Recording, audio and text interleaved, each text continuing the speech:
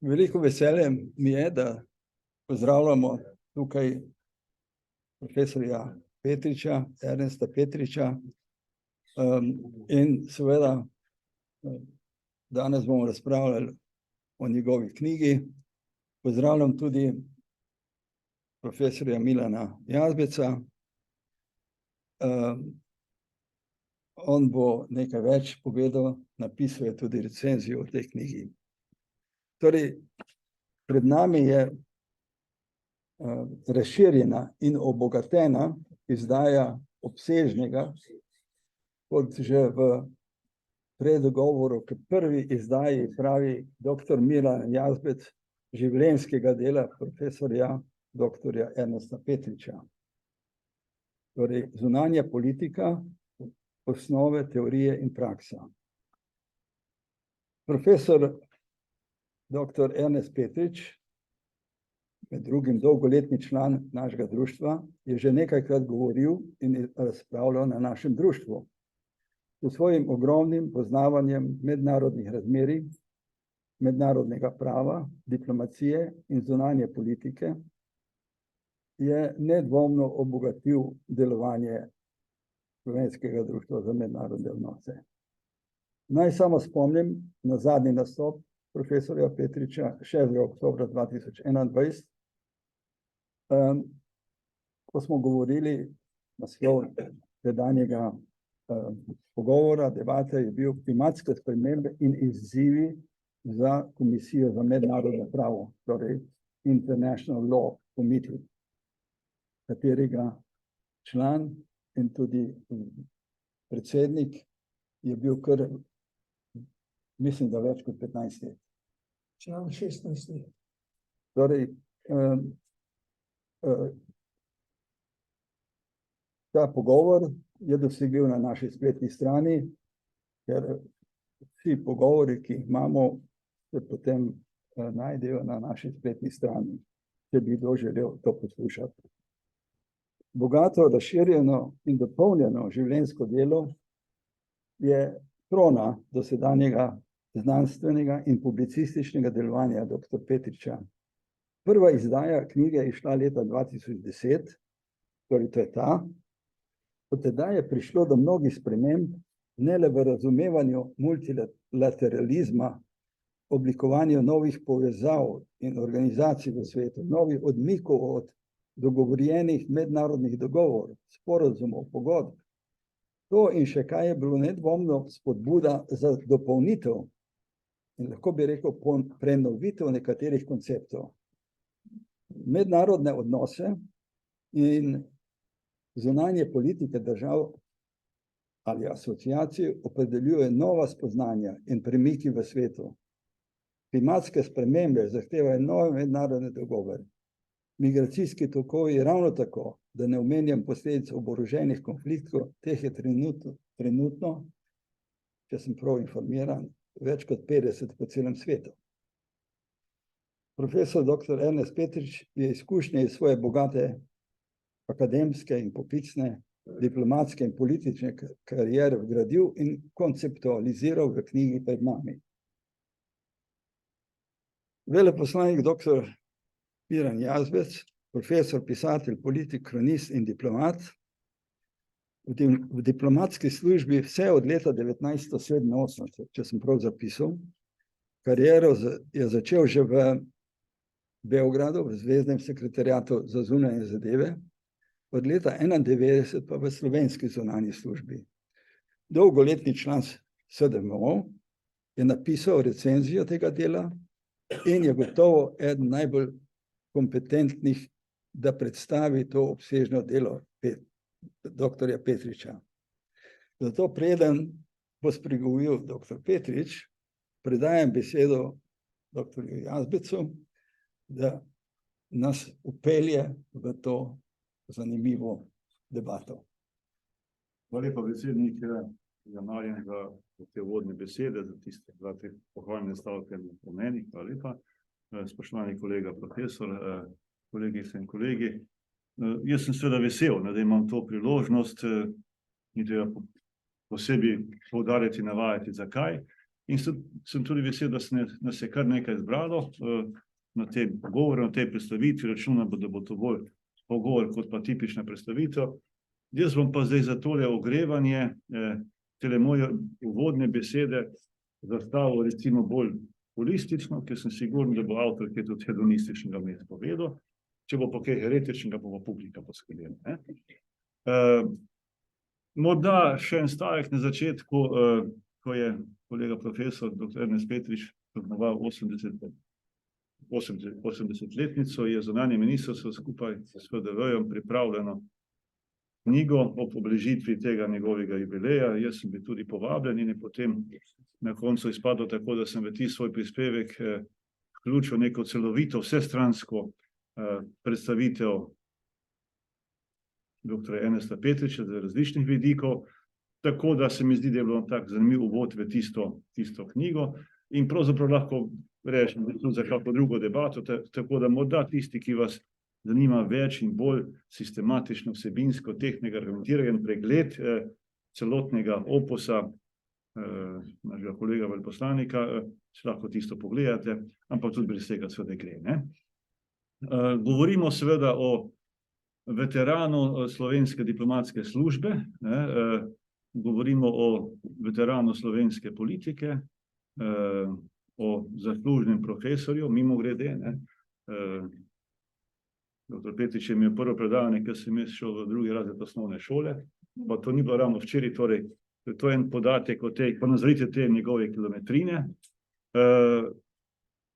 In seveda, kot smo že slišali, 16 let član Komisije za mednarodno pravo pri OZN in to 16 minulih let, ne tam nekje, torej na njegovem vrhu karijere, ko je članstvo v takih komisijah zahtevno, ko se črpa iz premisleka in izkušenj, zlasti iz premisleka. Mislim, da je to ena večjih lastnosti profesora Petriča, torej premislek, en zadržan premislek, ki je morda v nekih vidikih držan, pa v osnovi je zadržan. To je tudi ena posebna, pomembna determinanta diplomatskega dela. Kot smo že slišali, angleški prevod prve izdaje te knjige je šel pri ugledni, prestižni nizozemski založbi Martinus Nijhoff Publishers 2013, torej točno pred 10 leti, je bil zelo odmeven.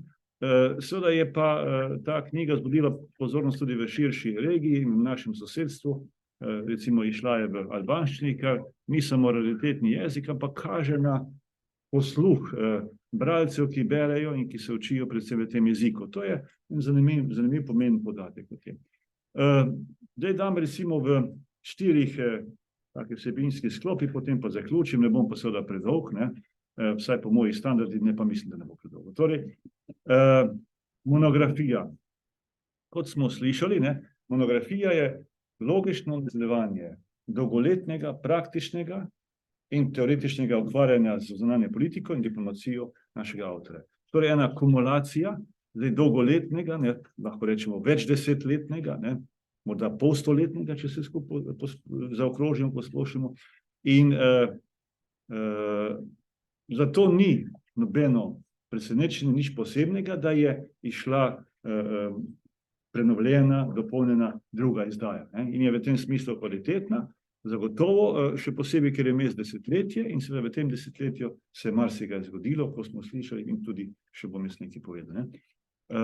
Torej, gre za ne samo drugo razširjeno izdajo kot tako, ampak gre za eno popolnoma jasno, konceptualno, vsebinsko nadgradnjo, razširitev in dopolnitev. Pravzaprav bi z majčkim posluševanja lahko rekli, da gre za novo knjigo.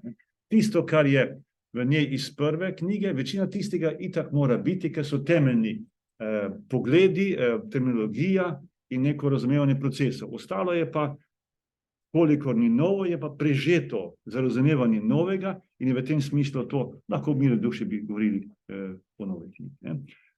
V tem, recimo pol drugem desetletju, odkar je kolega profesor Petrič zaključeval, pisal svojo knjigo, seveda se je zgodilo izjemno veliko dogodkov, sprememb v mednarodni skupnosti. Se spomnim ene debate, ko je tedanja švedska zunanja ministrica spomladi 1997, jaz sem takrat v pravnih poslov v Štokholmu, Lena Hjelm-Wallén je bila, imela eno večerjo, predavanje za vodje diplomatskih predstavništev in je rekla: I hate speeches that begin, we live in time of tremendous structural changes.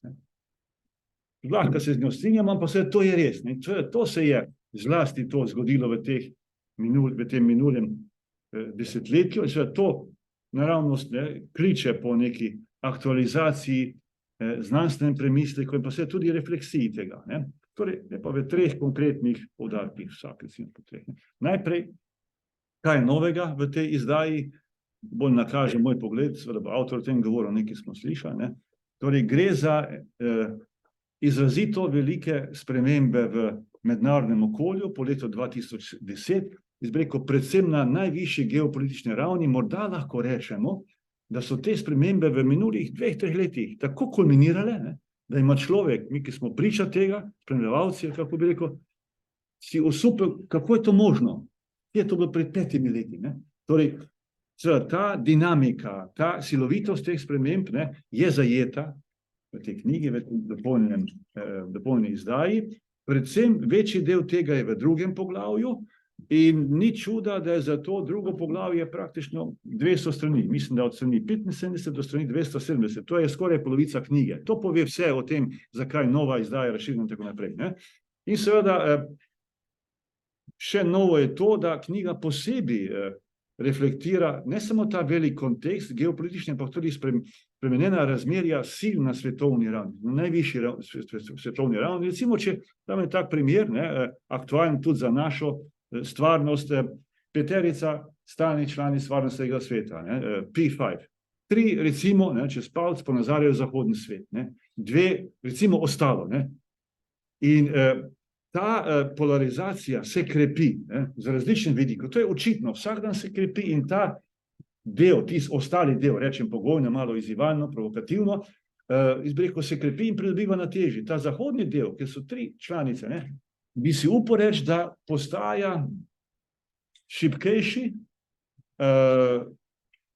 Francija itak. Ne vem, če je Združenemu kraljestvu Brexit ravno pripomoril k nekem globalni utrditvi.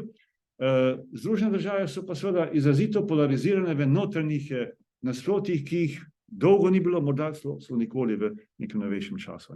To je recimo ta spremenjena razmerja sil na svetovni ravni in seveda v to zdaj vstopajo nekateri drugi igralci in tako naprej.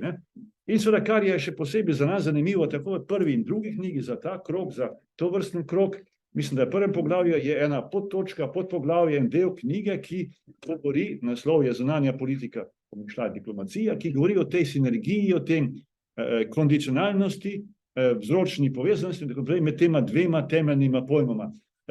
Ni veliko tekstov, ki se posvečajo temu okviru, tema 2 pojmoma. Jaz mislim po eni strani zato, ker je tema zelo občutljiva, spolzka, ni vedno lahko vse utemeljiti, argumentirati, hkrati je pa za, recimo, pisce velikih del morda neki ni pomembno, to je pač tam neka tema. V razvojnem smislu je očitno, da ta, kot je že predsednik povedal, knjiga, to delo predstavlja vrh v avtorjevem dosedanjem proučevanju zunanje politike in seveda diplomacije, v njegovem ukvarjanju z njo in pa tudi s posredovanjem tega znanja, tega fundusa študentom in sploh zainteresirani publiki. To bi lahko rekli tudi brez druge izdaje, ampak z drugo izdajo to lahko rečemo veliko bolj suvereno in je to tudi očitno naprej. Večplastnost avtorjevega delovanja, ki se kaže v tem delu, večplastnem komplementarnem delu. Po eni strani, torej prvič gre za, ko knjigo beremo, ne samo listom, ampak tudi listom, gre za en klasičen znanstveni diktum o zunanji politiki in z njo povezanimi temami v optiki znanstvene elaboracije. To je knjiga, z tega vidika, v kateri je zajeta znanstvena misel, znanstveno razglabljanje o zunanji politiki. Že naslov na to kaže, teorija in praksa, osnove teorije in prakse, najprej teorija. Ne? Torej, to je, rekel, tisti čisti znanstven prispevek k obravnavanju tega področja. V slovenski znanstveni misli pa tudi širše dolgo ni bilo enega takega teksta, takega besedila, ki bi se ukvarjalo z zunanjo politiko, izhodiščno, konceptualno, tudi kot neko diferenco specifiko. Ne? Naprej, v tem delu je prisoten poučevalno-pedagoški diktum, diskurs, s katerim avtor nagovarja učečega se bralca. Ta bralec je lahko kdorkoli, ne, znanstvenik, ne vem, tisti, ki je na začetku te poti, tudi tisti, ki lahko knjigo prebere z nekim premislekom, kritičnim, in za nekega začetnika, bralca kot takega, ki vstopa v to področje.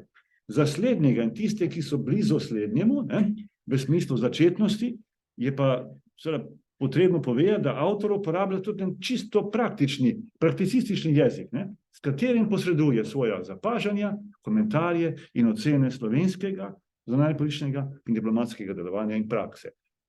Ta del je izražen skozi ta jezik, skozi to govorico, ne, je še posebej pomemben za vse nas, to vemo iz prve knjige, ker je to avtor kritičen, brez dlake na jeziku, ima veliko argumentov, pa tudi že za vsako svojo izjavo nima argumenta, mu gre do veliki meri verjeti. Pomembno je pa to, ne, da je ta kritičnost taka, ki doprinaša, ne. To ni neko kritizerstvo tam kar tako, ne. To je pomembno. Ne. Še en pogled z 3 vidikov. Ne. Gre za izvirni avtorjev, pa tudi slovenski prispevek k teoretiziranju zunanje politike. To je v nekem smislu se navezujem tisto, kar sem prej rekel, znanost. Ne? Torej, to je izvirni avtorjev prispevek, ne? In seveda skozi njega tudi slovenski prispevek k temu. Zdaj ne bi frangiral, kakšna dela v mednarodnih odnosih, pa tudi ni treba, v zunanji politiki. Več je del o mednarodnih odnosih v svetovni literaturi kot pa o zunanji politiki, morda zato, ker so mednarodni odnosi nekako višje na tej neki lestvici, če tako rečem, ne? Zato je ta knjiga toliko bolj dragocena, je, ker gre za slovenski prispevek. Ne nazadnje ima slovenska znanstvena misel na tem področju kaj povedati, čeprav ni veliko takih, ki imajo kaj povedati. Da iz tega vidika, ob tem, ko človeka preveva neko zadoščenje, da nečem veselje, seveda to zadoščenje in veselje mečken splahni, ko se ozremo okoli in ne vidimo nekih podobnih mislecev, ljudi, ki se s tem ukvarjajo, ki bi lahko v prihodnjih 10-15 letih temu prispevali nekako suvereno na svojem nivoju. Drugič, takšnih tekstov je v slovenskem jeziku zelo malo, ne govorim o slovenskem prostoru, govorim o slovenskem jeziku in seveda z tega vidika je to izjemno obsežen, pomemben prispevek k slovenskemu jeziku na področju zunanjepolitičnega ubesedovanja, delovanja. In to je izjemno pomembno. Slovenski knjižni jezik ima na področju mednarodnih odnosov, diplomacije, zunanje politike, bistveno produkcijo, ki je nadpovprečna, če gledamo s primerljivimi državami. In zunanja politika tu ni tako v ospredju kot mednarodni odnosi, pa tudi diplomacija, torej izjemno pomembno, še posebej zato, ker gre za eno obsežno delo, v katerem mora priti do izraza ne samo ponudbo, če tako rečem, terminologije v slovenskem jeziku o tej temi, ampak seveda, če napišeš članek, ki ima 10-krat manj obsega kot ta knjiga, gre recimo relativno lahko. Pri daljših tekstih je pa treba to rabo uporabljati konsistentno, v nekem jezikovno logičnem zaporedju, okvirju, torej je treba imeti neko kondicijo, in pa seveda tudi se znati izogniti tistemu, kar obseg kot tak prinese. Lažje je nekaj zagovarjati, trditi na 15 stranih, kot pa na 150, oziroma 300, še posebej, če govorimo o tem, da to izraža slovenski knjižni jezik. No in tretjič, vedno so potrebna kritična refleksija, presoja in napotki za slovensko zunanje politično delovanje in pozicioniranje. Jaz zdaj govorim z tega vidika potrebe in tistega, kar to vrstni teksti nudijo. Ne govorim o uporabnikih, to ni tu moja stvar, tudi naša ne. Torej, slovenska zunanje politična, diplomatska prakticistika, pragmatika, je s tem besedilom dobila nov argument za različne vrste premisleka, take in drugačne odločitve. In če odštejem kritično noto v tem besedilu, ni v tem besedilu ničesar takega, kar bi tistim, ki odločajo, namigovalo, tako se odločite. Tu je instrumentarij, tu so pogledi in potem, da se lažje izbere in odloči. Torej, če počasi zaključim, knjiga oziroma delo predstavlja stičišče, tole pa zdaj berem, avtorjih dimenzij profesorja, diplomata in politika. Kot tak je bil udeleženec in pa protagonist v samem središču ključnih slovenskih zunanjih političnih in diplomatskih dosežkov in tudi nekaterih presežkov. Poznamo jih več, manj ni treba, da jih ponavljam, tako da je to tisti moj zaključni poudarek. Na isti ravni dajem še en drug zaključni poudarek, da je z akademske stroke. Govorimo o človeku, ki je predstavnik klasične akademske stroke šole. Metodološko in vsebinsko je ne eksperimentira, kot sem že omenil, je celo zadržan, je izrazito metodološko dosleden, znanstveno zahteven in pedagoško širok. To se mi zdi, da je izjemno pomembno, koga gledamo v smislu profesorja oziroma tistega, kar je v srednjeveškem smislu magister, učitelj, ne učitelj. In seveda, koga gledamo tudi kot politično osebo, politično žival, zon politikon, in pa seveda kot diplomata. In to je zdaj zadnji stavek. Morda za ta krog še skoraj najpomembnejši, gospod Petrič, zaslužni profesor, veleposlanik, naš kolega je, kot ga poznamo, ves čas bil in ostaja zaprisežen profesionalizmu. To je, se mi zdi, ena posebna odlika, ki ni enostavna, ni jo lahko doseči, še manj pa se je izognil skušnjavam, ki nagovarjajo profesionalca, da v nekih trenutkih ne bi bil več profesionalec. Hvala lepa za tale čas, predsednik, še enkrat čestitam, kolega profesor. Hvala za ta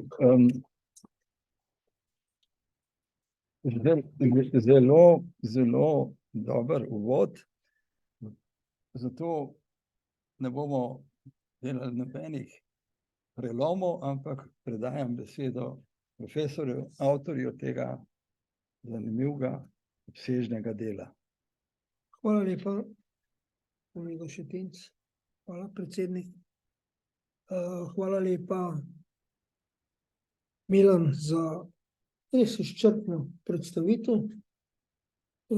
Gospod Jazbec je vedno izčrpan in natančen, in če mu neko nalogo kdo da, se jo resno loti. Koliko ga poznamo kot kolego. Hvala vsem vam, da ste si vzeli čas za predstavitev te knjige. Meni je pa to veliko zadovoljstvo, ker sem v tem krogu, to je nekaj mojih bivših kolegov, v glavnem iz diplomatskih časov.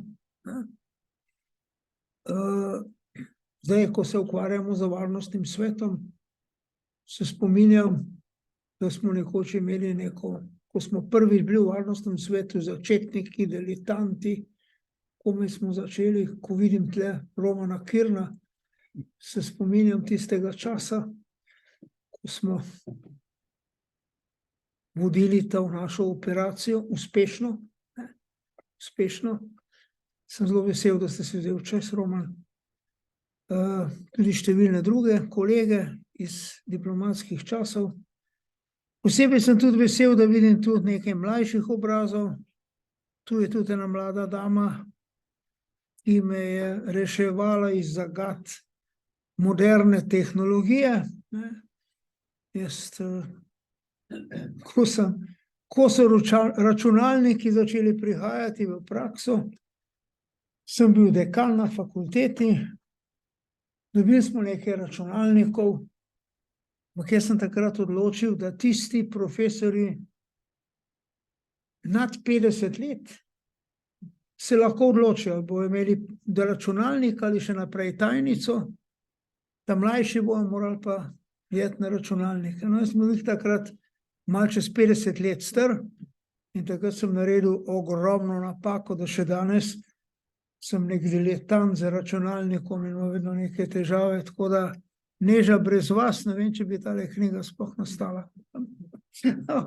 Dobro, to smo premostili. No, zdaj pa par besed. Prvo bom rekel, čisto na kratko, 2 stavka, zakaj sem se odločil pisati to knjigo, prvo izdajo. Mene so vedno privlačile kakšne take, bi rekel, teoretično izpostavljene teme. Moja prva knjiga, za katero sem dobil tudi takrat nagrado Sklada Borisa Kidriča, je bila Mednarodno pravno varstvo manjšin. Pravijo mi kolegi na Inštitutu za narodnostna vprašanja, da jim še vedno dobro služi. Jaz sem hotel takrat pravzaprav utemeljiti tisto, kar je bilo za Slovenijo zelo važno, za slovenski narod zelo važno, manjšinska problematika na področju, ki je moje področje, mednarodno pravo. Drugo tako večjo knjigo, vmes sem še kaj napisal, ampak tako večjo knjigo sem napisal v začetku 80-ih let, ko je postajalo jasno, da tisto, kar so mnogi prerokovali že prej, da bo v določenem trenutku bivša država, Socialistična federativna republika Jugoslavija, razpadla. So bile ocene, mnenja, to se je res zgodilo. Tudi jaz sem to nekako slutil v 80-ih letih, začetek 80 let, in sem smatral kot nekakšno svojo dolžnost, da napišem knjigo z vidika mednarodnega prava, to znam, o pravici narodu samoodločbe. In sem bil zelo vesel, ko je takrat bila napisana tista znana številka, Nova revija, številka 57, in vse, kar se teoretskega dela tiče, v glavnem avtorji sklicujejo name, na tisto mojo knjigo. No, in ko sem zaključil svoje delovanje, svoje aktivno delovanje v diplomaciji, sem smatral, da sem na nek način dolžan, kot pravzaprav prvi slovenski veleposlanik, ki je bil imenovan po proceduri za veleposlanika, čeprav sem moral potem ker nismo imeli v diplomatskih odnosih za ZDA čakati, da bi dejansko zasedel mesto veleposlanika, da sem skoraj da dolžan, pa tudi kot bivši profesor, za slovensko mlado diplomacijo napisati nek resen tekst, kjer bom skušal odgovoriti na neka vprašanja, ki pa se vsa pravzaprav zreducirajo na to, da zunanja politika ni samo improvizacija. To ni nekaj, ja, improvizacija je pomembna tudi v zunanje političnem odločanju, ampak da so tu vendarle neke zakonitosti in da je proučevanje zunanje politike tudi neka veda, po mojem stališču samostojna veda, po mnogih stališčih del teorije mednarodnih odnosov, eno od poglavij mednarodnih odnosov. Mnenja so taka in drugačna, jaz nagibam k temu drugemu in se mi je zdelo, da pravzaprav je prav, da to nekako napišem kot slovo od svojega aktivnega diplomatskega delovanja. Tako je nastala ta prva knjiga. Utemeljeval sem to, da je zunanja politika vendarle neka veda, znanost, za svojimi zakonitostmi, to je še v knjigi ostalo, zlasti v prvem delu, zakonitosti, ki omogočajo, da se zunanjo politiko bolje razume, da se predvideva, kaj se utegne zgoditi, in celo, da je možna tudi določena napoved dogajanj, ker to je bistveno, da lahko govorimo o neki vedi kot znanosti. Jasno, teorija zunanje politike je družbena teorija, kar pomeni, da ne gre za napovedovanje bodočih dogodkov, ampak trendov.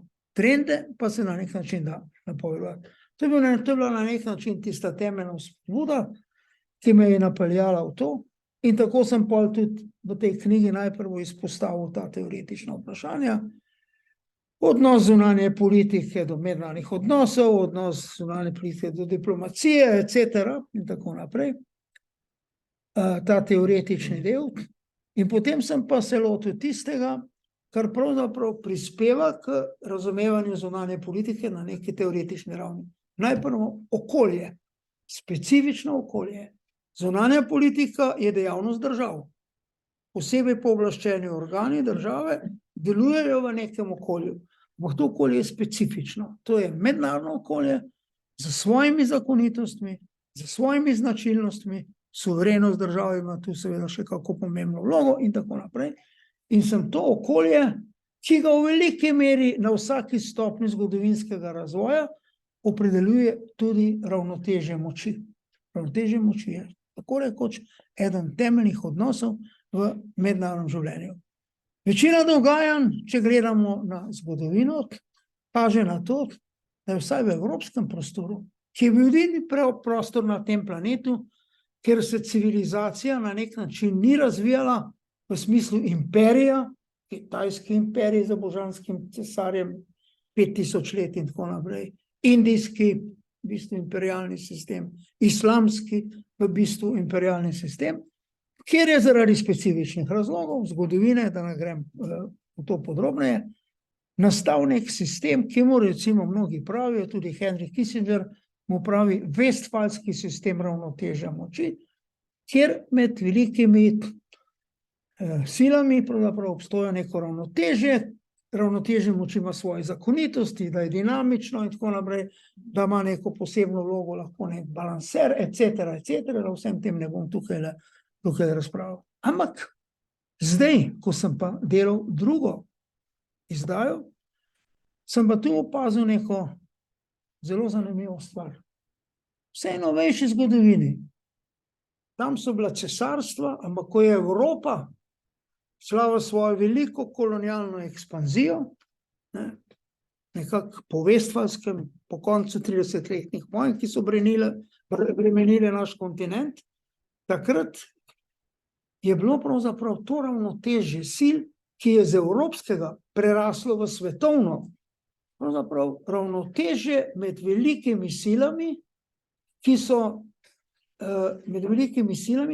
so bile po svojem vrednostnem sistemu, po svoji civilizacijski osnovi in tako naprej, vse v bistvu zahodne.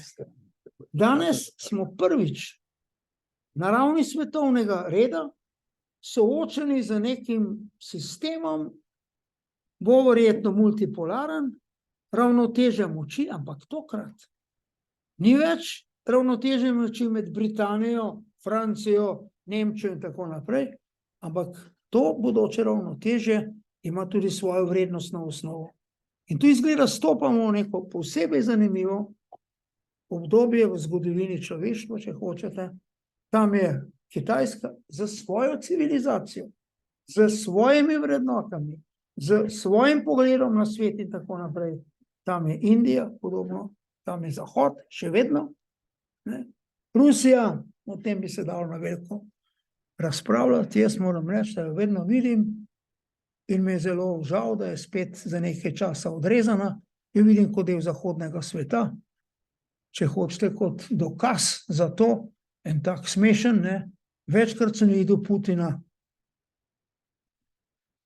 kar izpričuje, da pravzaprav je tudi on del tega zahodnega na judaizmu in krščanstvu utemeljenega sveta. No, to sem takrat razdelal v svoji knjigi, zdaj sem tu nekatere stvari popolnjeval, ne smem biti predolg. Temeljni namen knjige je torej bil seveda, in tu se opravičujem, nisem namerno hotel se ukvarjati z pisanjem knjige o slovenski zunanji politiki. Nekatere stvari sem ilustriral, ampak zunanja politika kot taka, kot fenomen.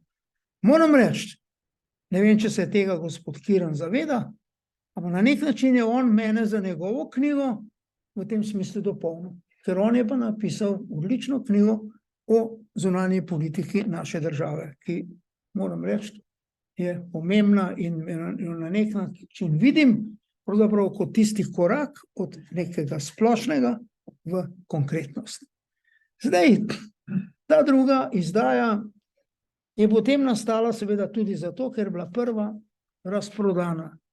To sem vesel, ker to vrstne knjige pravzaprav niso nikoli razprodane pri nas. Išla je ta prva v 600 izvodih, razprodana, doživela je angleški prevod, doživela je albanski prevod. ta je posebej zanimiv, ker albansko nič ne znam, sploh ne vem, kaj tam noter piše. Mogoče so prevajalci napisali marsikaj, pa je se v albanskem prostoru odlično prodajala, to me navdaja z določenimi sumi, ampak pustimo to bodočemu dogajanju. Druga izdaja. Spremenile so se razne stvari, spremenilo se je spremembo ravnotežja moči, dramatično hitro. Vsi smo napovedovali rast Kitajske, ampak nihče tako hitro, kot se je to zgodilo. To je neko splošno presenečenje. Jaz se spomnim, ko sem bil v Washingtonu veleposlanik, veliko časa sem si vzel za think tanke in sem veliko krožil v teh krogih. Takrat je v Washingtonu bilo precej debate o tem, kako z Rusijo, Gorbačov, Jelcin in tako naprej, šibkost, teze o tem, ali je treba zdaj to veliko državo med akademskimi krogi, ali je treba to državo oslabiti do konca. Takrat so bila razna separatistična gibanja tudi na Daljnem vzhodu, ki so iskala pomoč v Washingtonu, ampak takrat je v glavnem ameriški odgovor v akademski ravni, o čemer govorim, pa verjetno tudi na državni ravni bil, ne. Rusijo s tem, da odpadejo določeni deli, Baltik in Centralna Azija, ohraniti kot neko protiutež Kitajski. Prevladujoče mnenje je bilo takrat v Washingtonu, da pravzaprav bosta obe te dve državi krenili v smeri liberalizacije, v smeri demokratizacije. In tu je po mojem mnenju bil storjena tista napaka, ko se ni razumelo, da nazadnje bodo zlasti na Kitajskem prevladali tisti elementi, ki izhajajo iz njihove civilizacije. Ta pa ni bila ne liberalna, ampak je temeljila pravzaprav cesarstvo, ne enakovredni odnosi med državami kot v Evropi in zahodnem svetu in tudi na podložništvo, ne na kakšni Magna Carta, Libertatum, bla, bla in vse tisto, kar se je kasneje dogajalo do našega časa. No, zadnje, o čemer bom rekel še par besed, ker sem že verjetno predolg. Seveda ena od vzpodbud za pisanje tega je pa tudi bilo aktualno vprašanje povezano z vojno v Ukrajini, pri čemer jaz moram reči, da z neko čvrstostjo. Veliko sem se ukvarjal s problemom, tudi v knjigi se veliko ukvarjam s problemom definicije agresije. Danes je dokaj jasno, čeprav ni neke celovite, eksplicitne definicije agresije, ampak na temelju mednarodnega običajnega prava, judikature, sojen v Nürnbergu, Tokiu in tako naprej, rimski statut mednarodnega kazenskega sodišča in tako naprej, jasno, kaj agresija je. In to, kar se dogaja v Ukrajini, je agresija. Zdaj, jaz sem skušal tu nekako ohraniti neko držo, to je agresija, vsi ne dubijo, saj zame, vendarle ima ta svoje korenine, o tem ni nobenega dvoma, nič v življenju, tudi posameznega človeka, se ne zgodi kar tako, vse ima pač neke korenine. Ampak čvrst sem glede tega v svoji knjigi, da tudi določene korenine, recimo lahko tudi napake, ne upravičujejo nobeno državo, da za svojo uporabo oborožene sile napade drugo državo, jo skuša vsiliti določen politični red, jo skuša, če hočete, amputirati določene dele in tako naprej. Eno je temeljno izhodišče, razlogi, zato so pa globoki. V primeru rusko-ukrajinskih odnosov segajo te problemi vsaj v obdobje po vdoru Mongolov, padcu kijevske civilizacije, ki je bila tako rekoč zibelka ruske civilizacije, ampak potem se je težišče zaradi tega mongolskega vdora preneslo na Moskvo in v parih stoletjih postane središče Moskva, Kijev ostane recimo Ukrajina. In ta razhod in tako naprej, če gledate to, tudi kar se danes govori in dogaja v Rusiji, razne teorije nekaterih prijateljev, tudi osebnih, gospoda Putina, vidimo, da pravzaprav je tu to nerazumevanje. Zdaj, bližam se k koncu. Ta vojna, ki jaz rečem agresija, v Sloveniji rečemo različno. Ko sem bil na otvoritvenem zasedanju Blejskega foruma, ne vem, če je kdo tudi med vami bil, je eden od naših slavnostnih govornikov vsakič, ko je govoril o tem govoru, agresija Ruske federacije na Ukrajino. Drugi, ki je tudi bil glasno govornik, je pa ves čas govoril vojna v Ukrajini. To kaže pravzaprav, taka, sem šel prav gledati ta dva teksta, to kaže recimo, da so pogledi lahko v neki osnovi zelo različni. Nekaj je jasno. Ta agresija je kršitev mednarodnega prava in če bi agresor uspel uveljaviti svoje cilje, doseči zmago, to, kar je na začetku kazalo, pa so se vračunali, tako kot so se v Beogradu vračunali generali, ki so mislili, da bojo malo s tanki se zapeljali do Ljubljane in bo zgodba končana. Ne, zadeli so na odpor, ampak to je agresija. Ne glede na napake tudi na drugi strani. Drugo, ta agresija ne sme zmagati. Ne zmagati v tem smislu, da bo pravzaprav nastala neka praksa v mednarodnem življenju, ko bodo veliki s takimi ali drugačnimi razlogi, recimo Ruska federacija se je sklicevala Putin na genocid v Ukrajini, jaz sem šel pogledati vse dokumente, kolikor sem jih uspel dobiti o odboru Združenih narodov za človekove pravice. Nikoli, tudi Rusi niso nikoli tam uveljavljali, da gre za kakšen genocid, ne? Šlo je za kršitve človekovih pravic, tako kot tudi pri nas gre včasih in tako naprej. Ampak to se ne sme zgoditi. Tak mednarodni red si ne želimo. Tak mednarodni red bi bil korak nazaj v razvoju, če hočete, naše civilizacije. S ciljem. Karibda na drugi strani, da svet zaradi te vojne zdrvi v neko nuklearno katastrofo. Razširitev vojne v Evropi, nuklearna katastrofa. Mogoče sem jaz skeptičen človek, ampak moram reči, da mene ta problem resno preokupira. Mi živimo lepo, dobro se nam godi, zdaj smo bili na počitnicah, naprej. Tudi leta 1914 poleti se je plesalo na Dunaju, dobro je imelo, kočije so vozile in tako naprej. Sledilo je, kar je pač sledilo. Zaradi nekaj napak in tako naprej. Sprožil se je en proces in nazadnje je človeštvo išlo iz tega, kakor je pač išlo.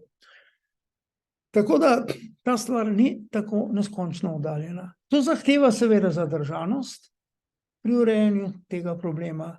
To zahteva tudi na nek način modrost, državništvo, ki ga včasih manjka. Zdaj, v zadnjem času se marsikje vrstijo apeli, treba je Moskvo ali treba je začeti dialog z Rusijo, da se vidi, kaj bi bila neka kompromisna rešitev. Moje razmisleki, o tem tudi pišem v knjigi, ne kažejo v to smer. Jaz mislim, da je za to prezgodaj. Tako kot po eni strani vem, da ni mogoče razmišljati resno o porazu Rusije, da bo Rusija iz te vojne išla vojaško poražena. Prevelika entiteta je to, premogočna država in tako naprej, s prevelikimi resursi. Ampak iskati zdajle, ta trenutek, neko pot do miru, brez globokega premisleka, kakšen bi ta mir naj bil, me moram reči, znova in znova spominja na leto 1940. Takrat je bila Francija na tleh, Norveška na tleh, Holandija, Belgija in tako naprej. Sama se je borila Velika Britanija. Roosevelt je vodil tista leta kampanjo še again and again I assure you we will not join the war in Europe. In verjetno je še dolgo ne bi, če jih ne bi Japonci napadli Pearl Harborju. Nemški rajh je bil prijetno objet v prijateljstvo in nenapadanje za Sovjetsko zvezo. Takrat so mnogi tudi govorili, treba je poiskati pot do miru. Vse na vse zadnje, Hitler je močan, treba se izmeniti na vse zadnje. Na vse zadnje tudi ni tako slab. Celo bivši angleški kralj si je za to prizadeval. Veliki letalec Lindbergh je hodil po Evropi in prepričeval politike, da je treba skleniti mir. Kakšen mir bi to bil? Mir, ki bi sankcioniral holokaust, mir, ki bi pravzaprav sankcioniral novi nacistični nemški na rasizmu temelječ mednarodni red. Mir, ki bi za Slovence pomenil machen Sie mir dieses Land wieder deutsch. Hitlerove besede iz Maribora in tako naprej. Tak mir, ki bi sankcioniral agresijo kot sredstvo zunanje politike, takega miru ne sme biti. Dej, na drugi strani pa ta velika nevarnost. Vojna marsikdaj postane tudi za tistega, ki je premočan, predraga. To se je zgodilo Združenim državam v Vietnamu, to se je na nek način ponovilo, mutatis mutandis, v Iraku, v Afganistanu. Res je, da so ZDA recimo demokracija, svobodni tisk, opozicija in tako naprej, nevladne organizacije, da tega v Putinovi Ruski federaciji ne da ni, ampak vedno manj je tega tam. 15 let dobiš za to, če rečeš, da je vojna v Rusiji zgrešena zgodba, ampak tudi tam vojna postaja predraga. In mogoče en mali detajl. Ruski kandidat za članstvo v Varnostnem svetu je na očeh vse svetovne javnosti doživel katastrofalni poraz. To je bila klofuta tudi za Rusijo. Slovenija ni zmagala zaradi tega s tako veliko večino, 153 glasov. Gospodi iz zunanjega ministrstva, upam, da ne protestirali. Dobro so delali, ampak to ni bilo odločilno. Odločilno je bilo, da se je tu srečal kandidat, ki podpira agresijo, za katerim stoji agresorska velika sila. In jaz moram reči, dobro se spominjam številnih glasovanj v generalni skupščini na temelju resolucije Uniting for Peace, kot je bil ta primer, ki sem si jih ogledal. Ne poznam primera, nisem ugotovil primera, ko bi neka država, stalna članica Varnostnega sveta, doživela tak debakel pri glasovanju v generalni skupščini, kot jih je v zadnjem letu vsaj 5-krat doživela Ruska federacija. Zadnje. Treba je na nek način vztrajati, ne hiteti, brez jasne slike, kaj ne bi bodoči mir bil. In treba je seveda Ukrajino podpirati s modrostjo, ampak vendarle dovolj učinkovito, da pravzaprav agresor svojih ciljev ne doseže. Meni se vedno bolj očitno zdi, in tudi danes, ko smo se pogovarjali, vidim, tu ljudje so, berejo, da pravzaprav je nekakšen vzorec, nekateri tako imenovani zamrznjeni konflikti, še posebej Koreja. Korejska vojna, do danes ni bil sklenjen mir, orožje je utihnilo na osnovi nekega ad hoc sporazuma o prekinitvi oboroženih dejstev. Kdaj bo ta problem kot problem rešen? V nekem bodočem času, ki bo boljši za to, ampak orožje je utihnilo, problem je ostal zamrznen in verjetno spet mutatis mutandis, lahko razmišljamo o čem podobnem tudi v tej vojni v Evropi. Podobno velja spet mutatis mutandis za Kašmir, velja za severni Ciper in še bi lahko naštel razne take probleme. Taka je pač usoda človeštva, ki bremenijo sodobni svet. Naj zaključim mogoče z eno mislijo, da sem hvaležen in počaščen, da ste si vzeli čas.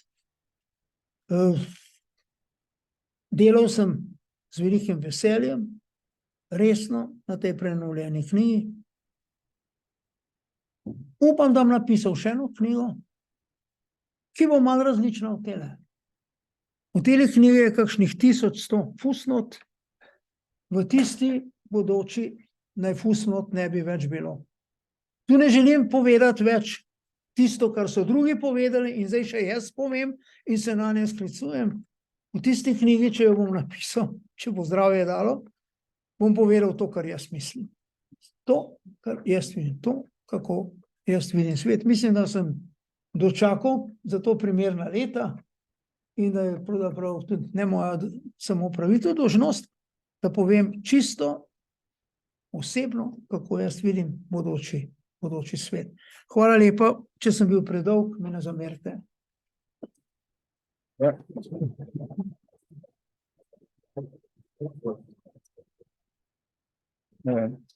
Ja, hvala lepa za tako slikovito in bogato ilustriranje tega, kar ste v tej knjigi in v tem delu nekako sporočili. Tudi jaz, ko sem v uvodu rekel, sem rekel, da je to delo korona dosedanjega dela, kar seveda implicira, da bo še kako delo nastalo. No, preden dam besedo, samo ena refleksija, tako kot je korejska vojna spremenila razmerja v svetu, ki so potem se vlekla desetletja, tako ta agresija, ki je agresija agresij, če tako se izrazim, spreminja mnoge relacije v svetu in to je zadeva, ki presega druge konflikte, ki tečejo v svetu in seveda tu se odpira vprašanje, kako bo to vplivalo na zunanje politike v bodoče. Kakšni trendi se tukaj obetajo, morda kako misel v to smer, potem pa odpiram debato. Če dovolite, da mogoče, Ja. če sem razumel, Ja. kako misli. Glejte, jaz sem o tem zelo veliko razmišljal, saj na stara leta človek marsikaj ne počne, kar je kot mlad počel, pa ima več časa za razmišljanje. Če gledamo zgodovino, vsaki veliki krizi v mednarodnem življenju, pa je to šlo za neko lokalno mednarodno skupnost, tam pred 600 in več leti, ali pa v novejšem času, recimo od Vestfalskega miru naprej, 30-letna vojna v Evropi, Vestfalski mir, korak naprej.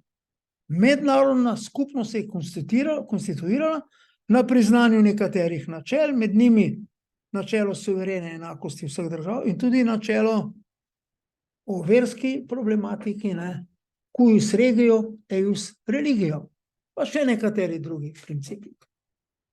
Če gledamo Napoleonove vojne, dolgo so trajale, številne žrtve, ampak po koncu teh vojn se vendarle postavi nek nov sistem, ki je bil v raznih hibah, ampak vendarle suma sumarum boljši od prejšnjega, Sveta aliansa.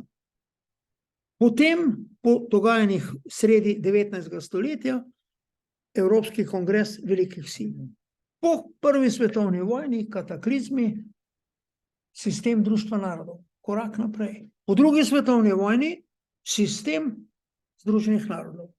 In tako bi si upal trditi, ko malo drsno misel, da ko bo tale kriza resno reševana, zaenkrat ni pogojev za to, zaenkrat so še tako, stvari se utipavajo, pa ko se bo enkrat to reševalo, bo po mojem mnenju lahko izšel nek boljši sistem, boljši dogovor.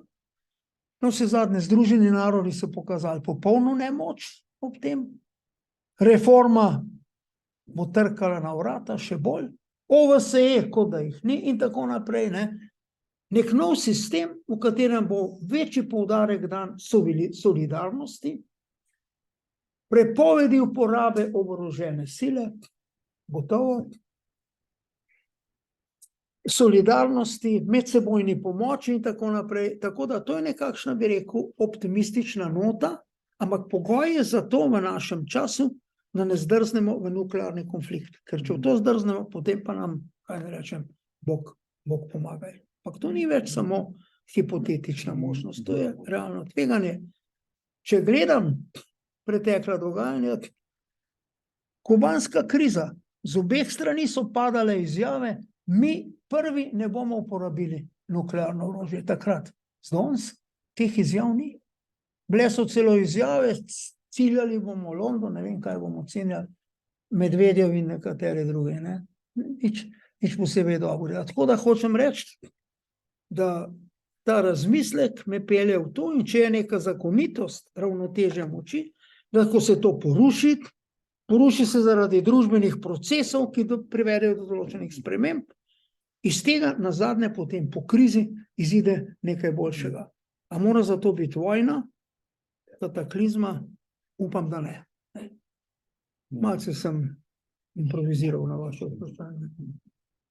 No, vabim vse, ki ste tukaj, da morda postavite kako vprašanje profesorju, pa tudi recenzentu.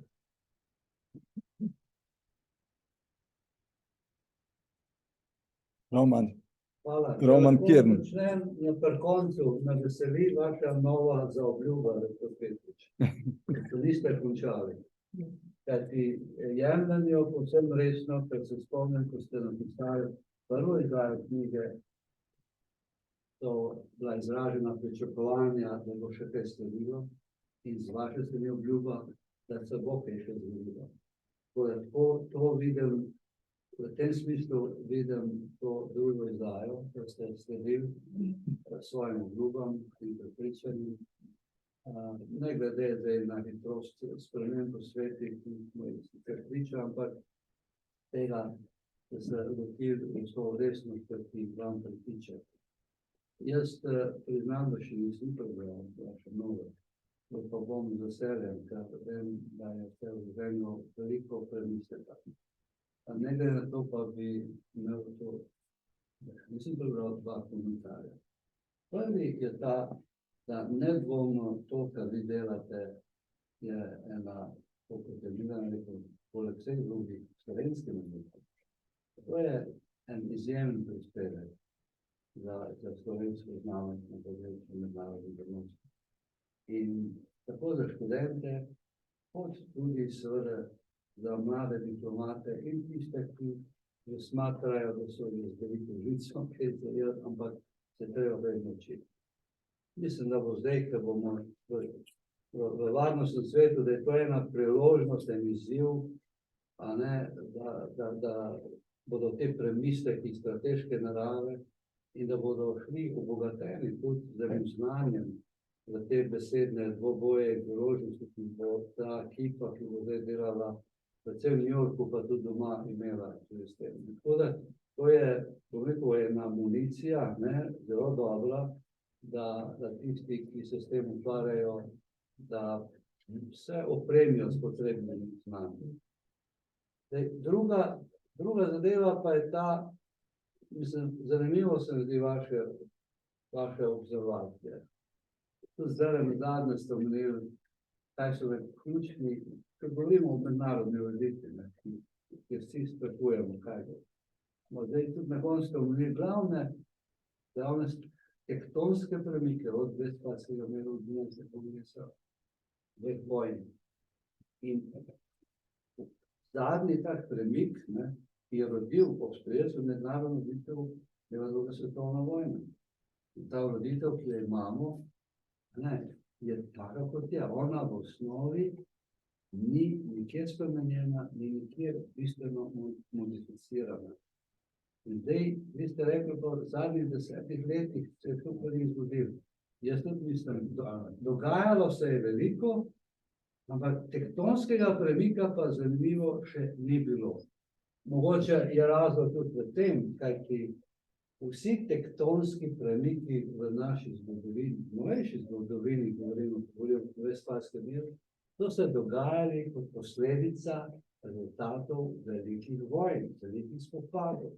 Mi pa po druge svetovne vojne nismo bili priča. Ampak čemu smo pa priča, kar vi tudi izpostavljate, mislim, da je to tisto osnovno za razumevanje današnje situacije. Vsak mednarodni red temelji na treh predpostavkah. Kot ste rekli, ravnotežje sil, soglasje držav, soglasje o pravilih, ki zagotavljajo na tako ravnotežje sil, in tretje seveda spoštovanje potem teh pravil. Vse tri stvari so zdaj resno, bom rekel, spodjedane, narušene. Enkrat bi rekel, mi vse to vemo in ničesar ni na vidiku, kar razen nekih, bi rekel, nekih jalovih poskusov samo braniti obstoječe, vsi pa vemo, da obstoječe več ne odgovarja stvarnosti. In to je za iskanje odgovora, kjer ga tudi ameriški think tanki nimajo, se spomnim, pred nedavnim časom, da so govorili, mogoče kot o prehodni rešitvi, neki novi sveti aliansi. Pač odgovornosti peščice velikih sil za to, da držijo še ta svet v nekih tečajih. No. Ampak tista ideja zgleda hitro poniknila, tudi State Department ni prevzel, ampak tisto, kar skrbi, je dejansko odstotno, zdaj na jasne vizije, kako naj zdaj najdemo odgovor na dejstvo, da te osnovnih predpostavke, na katerih temelji mednarodni red, ne držijo več. In jaz se strinjam, ena od teh nevarnosti je nedvomno kataklizma in jaz osebno že nekaj časa opozarjam tudi naše zunanje ministrstvo, zlasti zdaj, ko se je pripravljala na kandidaturo za varnostni svet. In upam, da zdaj, ko bo prevzela to mesto, da vidi svet v tej svoji celoti, da se ne bomo filigransko zdaj ukvarjali, da se tudi treba, ampak moraš videti svet v celoti. In mislim, da je ta nevarnost uporabe jedrskega orožja izjemno velika, tako blizu, ker mi dolgo nismo bili. In v bistvu pa mednarodna skupnost dela zelo malo, čeprav so nastavki za to, da bi se nekaj naredili. Tako da, dr. Petrič, vam ena velika zahvala, da ste to zdaj razpostavili, a ne ponovno širino teh mednarodnih problemov in verjamem, da bo to koristilo slovenski kirki, zlasti pa tudi strokovni javnosti. Hvala. Je treba, da rečem besedo, z veseljem to naredim. Samo nočem uzurpirati, da bom zdaj tle jaz modrec, ki na vse daje odgovore. Ne, nisem to. Razmišljam, kot tisti rimski mislec, ne. Censeo ergo sum, ne. Razmišljam, torej eksistiram, ne. Ampak to sem, to sem hotel reči tole. Zdaj, ko sem se ukvarjal tudi za našimi pripravami na varnostni svet, tako, ne, seveda, mi smo mlada, nova država, spremljal sem to z zanimanjem, še spremljam kot opazovalec, bolj ne kot kakšen akter. Ideje vse mogoče, treba bo postaviti v ospredje vode, treba bo vzpostaviti v ospredje, ne vem, in tako naprej, ne. To pravzaprav niso nekakšne centralne teme za varnostni svet, si upam trditi, ne, tako, ne. Ampak je pa ena tema, ki me pa zelo vznemirja in jo bom tule zdaj izrazil.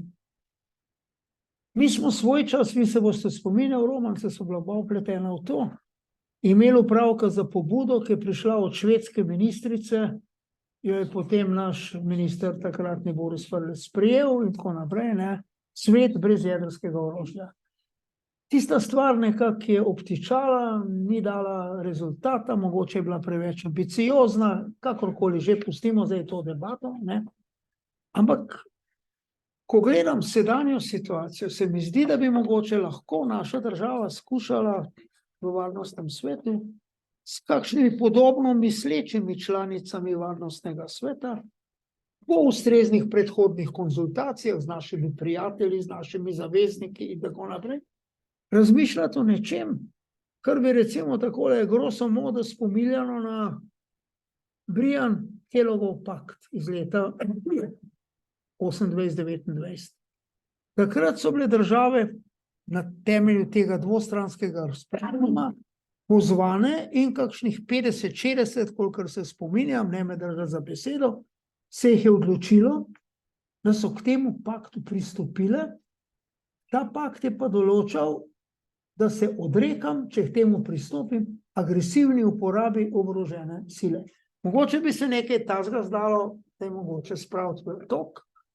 Odrek prvi uporabi jedrskega orožja. Države, ki bi nekako smatrali, da je to prav, da lahko to storijo, da bi se jih na nek način peljalo v to smer, mi prvi jedrskega orožja ne bomo uporabili.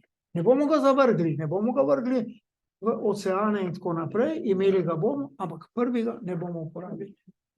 Če bi nek krog držav to sprejel, bi tiste druge bile zelo v nerodnem položaju, politično.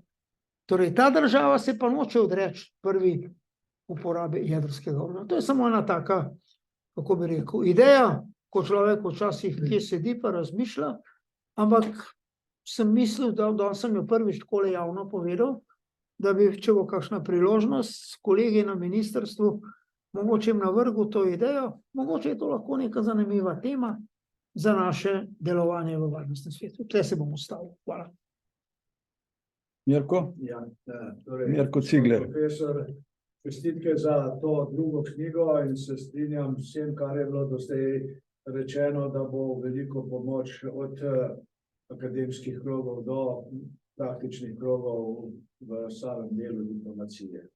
Zdaj, napovedali ste to vaše razmišljanje za naprej in eno vprašanje bi imel, ki mene zadnje čase preganja, ko se razmišljamo o tej novi svetovni ureditvi, o kateri je toliko govora.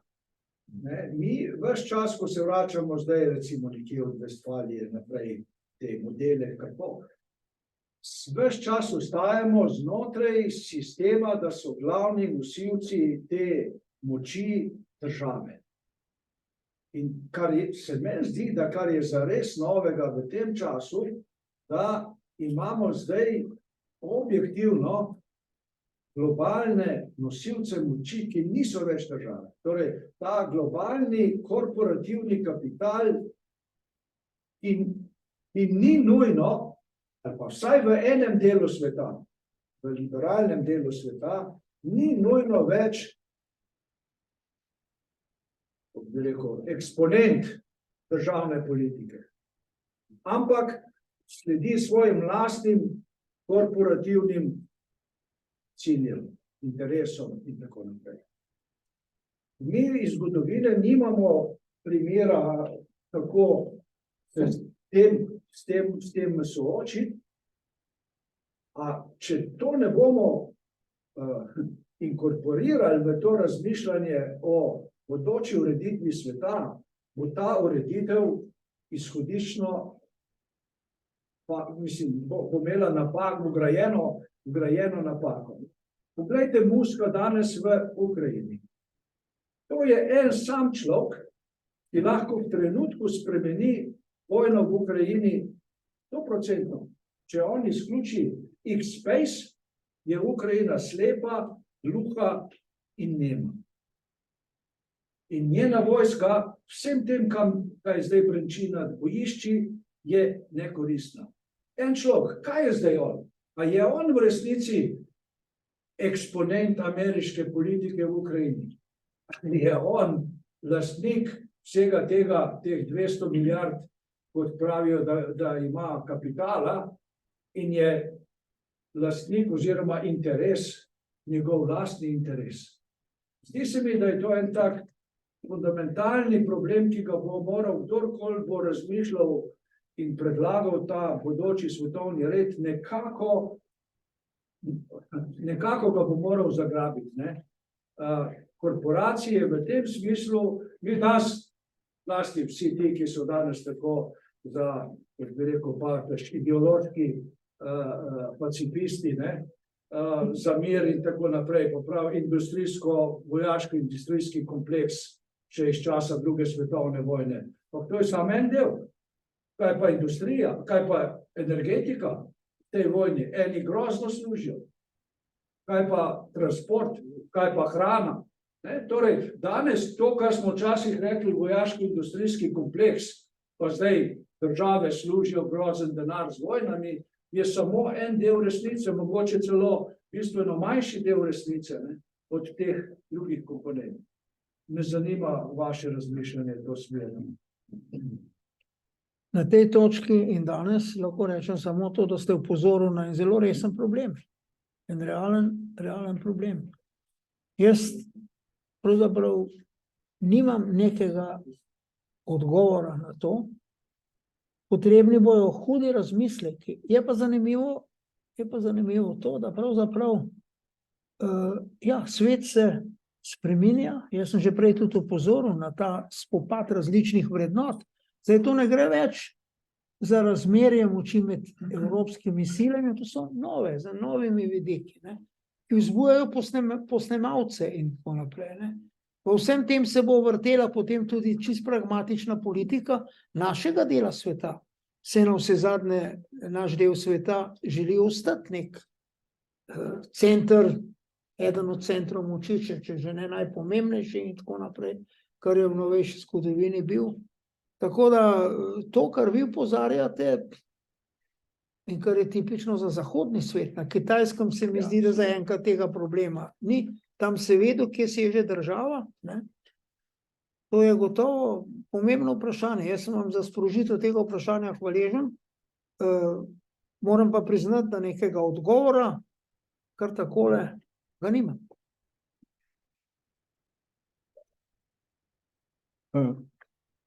Zdaj, ne vem, ker sočasno so 3 roke bile. Torej, Jaz bi prosil, da damo besedo zaslužnemu našemu predsedniku. Evo. Od vas, Bojan Grabovšek, veleposlanik. mogoče ste kar nanjušili, da vas bom hvalil. Če sem se zmotil, bom rekel spet ena napaka.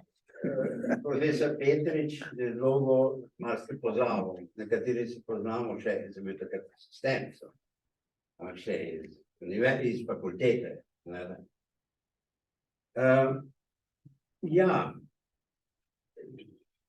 Moram reči, da včasih se malo pošalite, tako malo nagajivo, malo tako, češ poudarjate svoja leta. Toliko in toliko jih je in nekako, češ, oprostite mi, ne morem, mogoče ne bo tako, kot je včasih bilo. No, to je, bi rekel, samo taktika, ta vaša lucidna interpretacija, prezentacija vaše knjige danes to dokazuje, prav tako je lucidno, kot je včasih bilo. To je kot prvi. Drugič, všeč mi je bilo tole na koncu, ko ste omenili, da novo knjigo. George Bernard Shaw, jaz ga bom malo parafraziral po svoje, ampak je več ali manj nekoč zapisal, ne zaupajte starim ljudem, kajti njim je vse za bodočnost. Tu smo razen te mlade kolegice, ki vam je pomagala pri teh težkih kompliciranih. Ker mlad kolega je tam tudi. Smo vsi v tej kategoriji.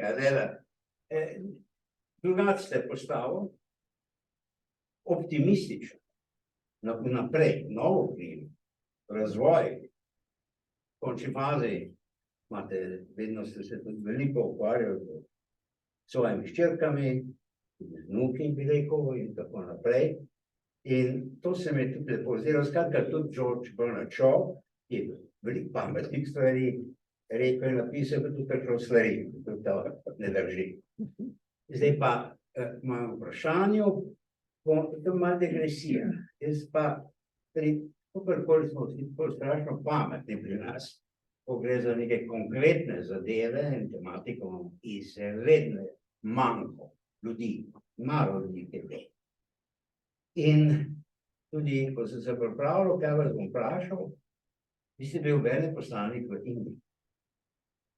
v pomembnem času. Ne sem to, vi ste praktik, teoretik mednarodnih odnosov zunanje politike in vi tudi rad potujete, gledate stvari, kajti preko knjig nekakšna polovica postalo in tako in tako.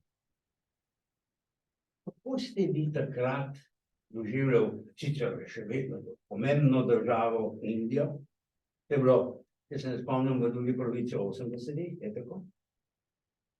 Sicer pomemben člen v tem neuvrščenih, mi smo si pa izven Indije marsikdaj postavljali vprašanje, kdaj se bo ta država razletela, da bo sama revščina, kakšna demokracija in cel kup drugih držav se je razletelo, tudi tista naša, ker smo se ukvarjali v Indiji, Indija se pa ni. Ne samo, to je tudi na poti neke zelo visoke, no, še ima, kdo od nas je tam bil, nekajkrat sploh poznate, če gledaš južni del Bombaja, južno, to se je nepopisno razvila ta država, ima že 250 milijonov, pa je ljudi pripadnikov srednjega razreda, etc. No, evo, končam. Kako ste vi takrat videli, poznajoč vse te teorije in poznajoč tudi kompleksnost zadev, to Indijo, ste si predstavljali, imenujemo ta trend, kar zadeva Indijo? Glejte, zelo zanimivo vprašanje. Sam to povem. Še 3 so se javili v besedi. Pa mogoče vse pa... Ne. Jaz samo toliko opozarjam, da bo, ker bojo verjetno različna vprašanja potem. Ni več. Si že izpadel. Glejte, jaz sem šel takrat prvič v diplomacijo, ne. Marsikaj sem se, moram reči, naučil v Beogradu. Tista bivša država je imela dobro diplomacijo, veste, to ni bilo tako. So bili problemi veliki, mogoče zgrešeni cilji nekateri, ampak veliko sem se naučil tam. Veliko sijajnih ljudi je delalo v takratni diplomaciji. Tudi veliko manj sijajnih ljudi, ampak sijajnih, ne. Ko sem jaz prišel v Indijo, sem opazil, da so ob dominaciji kongresne stranke, ki je takrat bila in je nekako inklinirala nekako v smeri socializma, zlasti potem, ko je Nehru Pandice poslovil, pa je Indira bolj šla v to smer, da je to pravzaprav ena država, ki temelji na spoštovanju pestrosti, plus tistega, kar so tam pustili Britanci, neke resne ostaline liberalne zahodne demokracije. Parlament, kregali so se, ampak imeli so ga, so si kregali. Svobodo tiska, neodvisna sodišča, vrhovno sodišče in tako naprej. In sem nekako verjel, da bo ta dežela, ko se bo utresla tistega, kar je v zadnjih 20 letih vladavine kongresa jo nekako utesnilo, vrgla proč od sebe in bo doživela kljub revščini, kljub silnim razlikam, jezikovnim, verskim in tako naprej, kakšnih 250 milijonov je muslimanov tam, ne, da edino v Indoneziji je še več muslimanov kot v Indiji in tako naprej, da bo ta dežela doživela nekakšen vzpon in ga doživlja. Me pa dodal še nekaj zadnje. Ko gledam bodoči svet, Kitajska, njena zgodovina je podložništvo. Njena zgodovina je imperij božanski in tako naprej. Indija je polna temu, kar bi rekli diversities. Različne vere, različne navade, različna plemena, tam gor od Asama pa do juga pa tako naprej. To je tako nekako pestro, da pravzaprav ta pestrost nekako funkcionira. In poglejte, hude probleme ima ta država, lakota in kaj vse, ampak vse to nekako prebrodi na demokratičen način. Kljub nizki stopnji civilizacije in celo kastni sistem je nekakšno zagotovilo pestrosti, raznolikosti. Sej ta iz nizke kaste se ne bo mogel poročiti z mladenko višje kaste, diskriminacije in tako naprej, ampak na nek način med njimi samimi. V naši ambasadi sem zaposleval takrat 33 lokalnih Indijcev, so imeli veliko ambasado tam, ne. Z vseh kast so bili, od Brahminov do untouchables. Ampak oni so to tako nekako spoštovali, tako so živeli s to pestrostjo, da se jaz, bi rekel, manj bojim za bodočnost Indije kot Kitajske. Ker na Kitajskem utegne začeti ta sistem pokati. In takrat bo hudo. Indija pa nekako gre skozi te reči. Ne? Je drugače pa, gledajte, še to bom rekel, oproščam, kar ne gre. Napisal sem knjigo v Etiopiji, ker sem bil v Indiji, nisem nobene knjige napisal. Zato, ker je preveč kompleksna. Vedel sem, da bom moral napisati nekaj zelo poenostavljenega, neresnega in zato se tega nisem upal lotiti. Izredno kompleksna država, globoko razumevanje bi zahtevala. Prekratek čas sem bil tam, 3 leta, premalo, del časa bi moral biti. Smo pa mi takrat bili veliki prijatelji. Veliko sem se v diplomaciji naučil, ker sem imel tudi izredno visok rang. Mi smo predsedovali neuvrščenim takrat. Ne? Jaz sem bil bolj obveščen od ameriškega veleposlanika v Indiji takrat. In smo tudi marsikdaj se pogovarjali z njim. Indijci so bili blizu med prvo zalivsko vojno Saddam Huseinu, mi ne, mi smo bili v drugi strani. Ne? In ko sem prišel v Washington, sem ugotovil, da to, kar sem se jaz za njihovim veleposlanikom pogovarjal o zalivu in zalivski vojni, pa še marsikaj jugoslovanske krize sem mu lahko povedal, je prišlo v Washington in nisem nič bil, takrat sem tja prišel, ampak Američani so me že poznali in mi to še kako olajšalo delo. Ne. Za njih so bili pa oni takrat ključni. Pa to zdaj že druge. Nekaj o tem pišem v tisti svoji knjigi, ki sem jo pred parimi leti izdal, Spomini in spoznanja. Tam sem nekako malo bolj oseben, tisto bolj napisano za širši krog ljudi. Ne. Mohorjeva založba je izdala tudi debela knjiga. Tam je na posebno poglavje o mojem videnju Indije, no, če vas to slučajno zanima. Ja, to je zelo zanimivo. Pred 3 dnevi se je zgodil ta umor sikovskega liderja v Kanadi in ta stvar je nenadoma dobila neverjetne razsežnosti. Jaz to omenjam samo zaradi tega, ker sem tako zasledil v vaši knjigi stavek. Dejstvo je, da so tudi demokracije kar pogosto uporabljale nedemokratično zunanjo politiko. Tukaj nekako hočem povedati, skozi tako situacijo, ki se je zgodila, je nenadoma prišlo na dan, da je tam velika sikovska skupnost, ki se bori za neodvisnost in so razglašeni za teroriste. Ampak o tem bi verjetno morali narediti posebno debato. Zato bom jaz dal zdaj najprej prosim. Papež, ja, je gospod Papež. Najprej v knjigi, če bom karkoli povedal, bom se ponavljal, in se najlepši, da ne bo več nekaj, in bo več časa, da ne bom se kaj časa dolžil. Zelo mi je všeč, da sem zadnje čase uporabljal stavek, da tisti, ki nima kaj povedati, začne govoriti o klimatskih spremembah, COVID-u, pa eventualno še artificial intelligence, učenje, tisti klimatsko nič ne vejo. Tako da upam, da ponosen, da sem kje sedim, ker nismo s tem začeli, pa se na to ne vežemo, ker to je eno, to govorim, to je eno večino, v kateri smo se mi najbolj. Da ne bom dolgo vezal. Cela Evropa je popolnoma spregledala popolnoma odvisno od ruske energije in ponos na kolegi.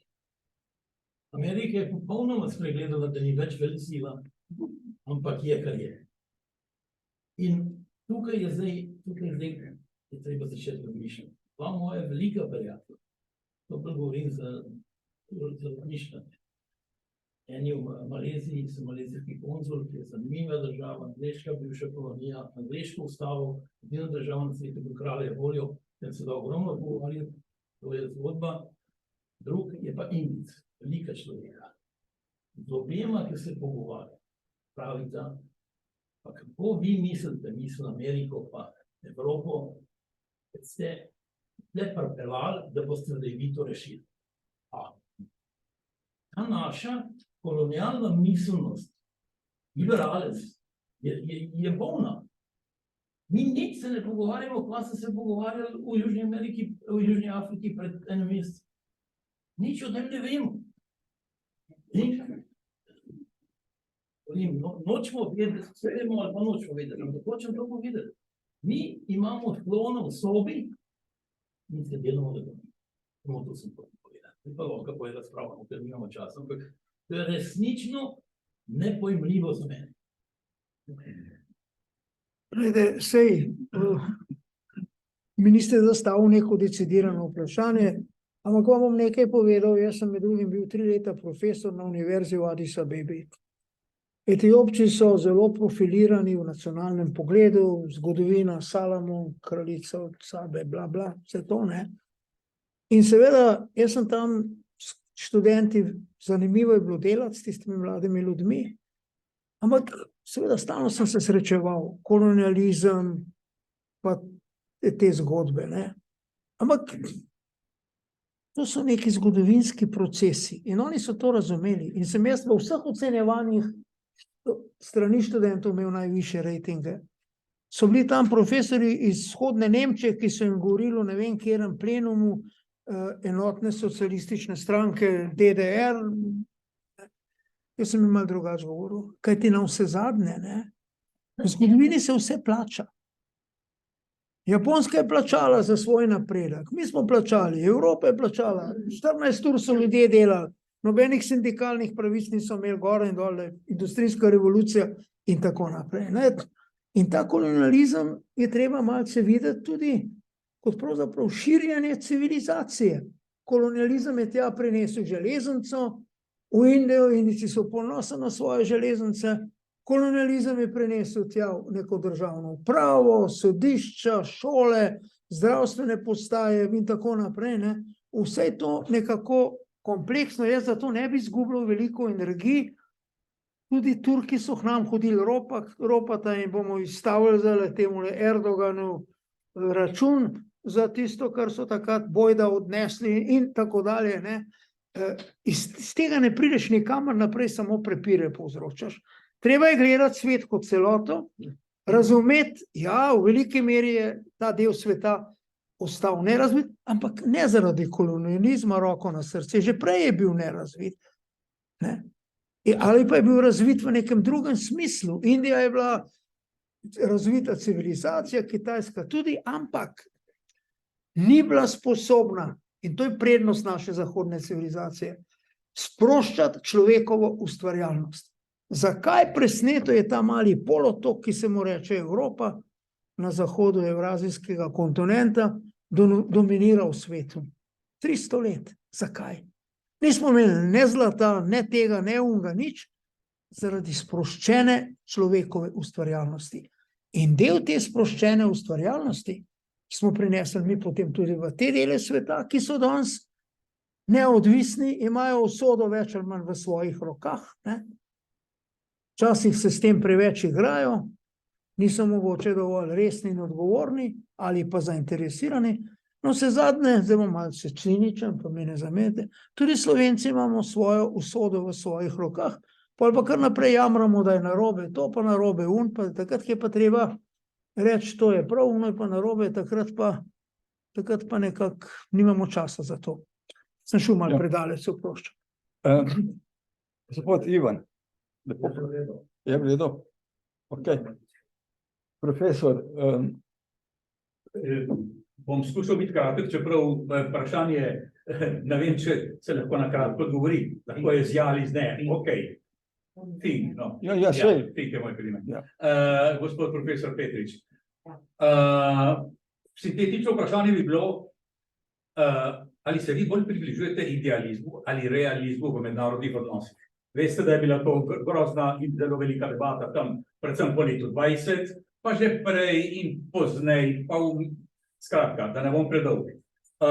Zadnjikrat, da se jaz spomnim, je bilo, ko je predsednik Jimmy Carter leta 1978 izrazil tisto svojo misel, da bi rad vnesel v mednarodne odnose večjo dozo morale.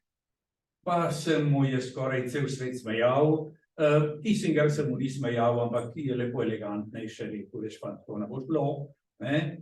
In podobno in podobno. Ampak vi ste danes omenili pakt Briand-Kellogg, pa ste omenili, pa marsikaj takega je bilo. Skratka, da se povrnem k vprašanju, a je to bliže realizmu ali idealizmu, kako bi ga vi z vašo izkušnjo, dolgoletno izkušnjo, to zadevo pojasnili oziroma premostili? Glede, jaz bi sebe, če bi se moral označiti, nekje, moram se označiti, ne rad to delati, ne.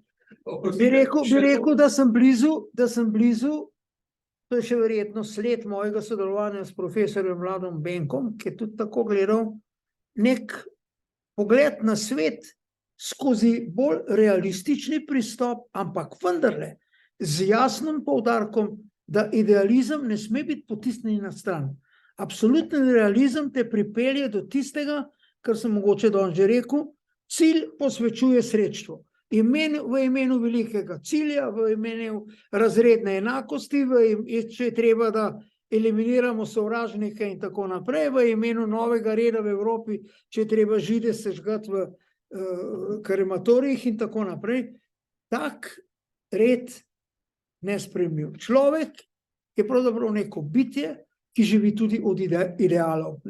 Idealov, ki nekako verjame, krščanstvo 2000 let pridiga ljubezen, seveda v realnem življenju gredo stvari včasih malce sem in malce tja, ampak nekako ta osnovni kompas, da realizem ne sme biti navsezadnje sam sebi cilj, da morajo biti neke idealne predpostavke, to bi bil recimo moj pogled na svet. Čisto na kratko. Jaz mislim, da smo izčrpali profesorja, čeprav je še poln energije morda za en kozarc vina, ki bo sledil našemu pogovoru. Jaz se profesorju res zahvaljujem, čestitam za še enkrat v imenu Slovenskega društva za mednarodne odnose za to prezentacijo, za to knjigo, ki je, bi rekel, neke vrste tudi učbenik za generacije, ki prihajajo. Torej, najlepše hvala še enkrat in en aplavz.